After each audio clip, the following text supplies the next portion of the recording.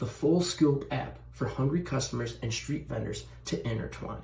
Food trucks would now be able to live share their location, sales, and current menus, while on the other hand, customers could directly contact trucks for catering options, see current wait time, past customer reviews, and even mobile order, because nobody likes to wait. Speaking of mobile, in 2015, we saw $7 billion from the mobile order services such as DoorDash or Grubhub. Since then, there's been a $20 billion climb. With our services like live tracking or direct contact, we would be able to add the 3 million food trucks in America to their supply chain. Customers would now be able to locate, order, and have their favorite street meat delivered right to their door. I would estimate an extra 2% growth on the already 7.9% annual in the food truck industry because of the high inflated real estate costs.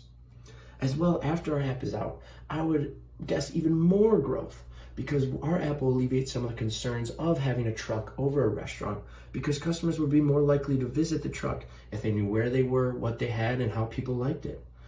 There is, however, an app called Street Food Finder, but it lacks the scope and depth of TrukIt. For example, it just pulls the location off Google Maps, which is actually just something that the food truck posted one time. It isn't live. If they have to move, it doesn't update. It's just where they usually are. At TrukIt, we're not about the usual. As well, it just describes their socials. It doesn't even properly link it. So you have to take down their socials, leave their app, go to a different app, and try to find them to contact them.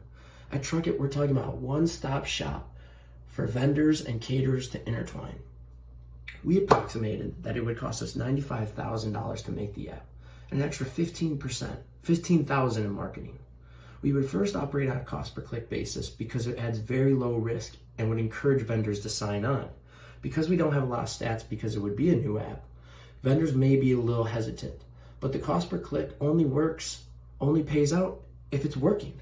So if we took 64 cents per click and we took the average 90 customers per day and we only had 25% using the app, we would not only break even, but turn a profit in our first year. I planned that we would start originally in LA or Houston, somewhere with very rich street culture. And then from there, we could expand into broader cities like Chicago and New York. Some of the barriers we may face is that there's not really trucks in low population areas because there's simply not a lot of customers, which is okay. And we would also have a problem with the weather. In Chicago, New York, when it gets cold, the trucks kind of bunker up, the customers kind of bunker up. But on the flip side of that, people are more likely to travel to warm areas like Houston and LA.